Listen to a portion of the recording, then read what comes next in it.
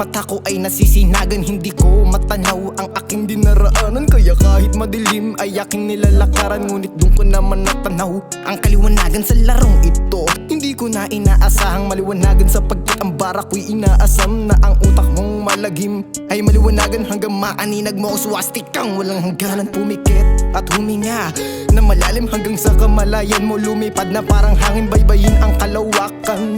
Tagusin mo ang kaibuturan ng walang hangganan, gawing musika ang mga larawan at gawing larawan ang musikang sa magkabilaan tenga mo gumagapang, at ang espiritu mong malamya-lamya ay dahan-dahang tumatapang. Nasa magkabila ang braso mo ang kalawakan para sa mga babasag sa iyong kapayapaan. Ikaw na ang pumili kung ano pa iiralin, kapayapaan o idadaan mo sa hidwaan. Marami kang pagpipilian, gamitan mo ng yin yang maging balanse. Ihatol mo sa kanya ang kanyang ginagawa sa'yo maging ribanse. Sa sinturon ni AirPod nakaburta ang aking tadhana, na siyang tuluyan sa aking pagkatao nagpalaya. Ang nakakasugat na dila ni Ermat ang naggabay sa aking patungo sa hiraya.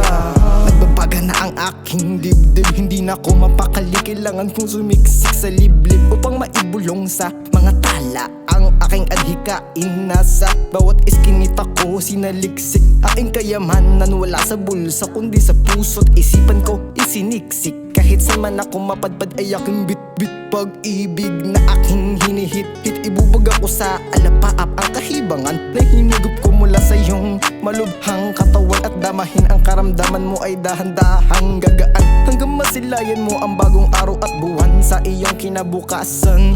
Harapin ang kagandahan nitong kamunduhan, pagapangin sa lalamunan ang tubig na nanggaling pa sa kabundukan.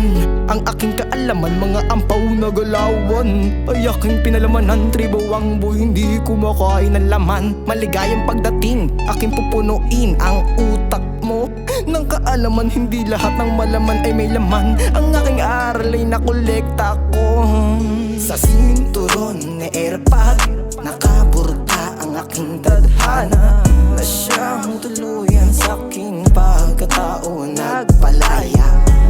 Ang nakakasugat na dila ni Ermat ang naggabay sa aking patungo sa hiraya.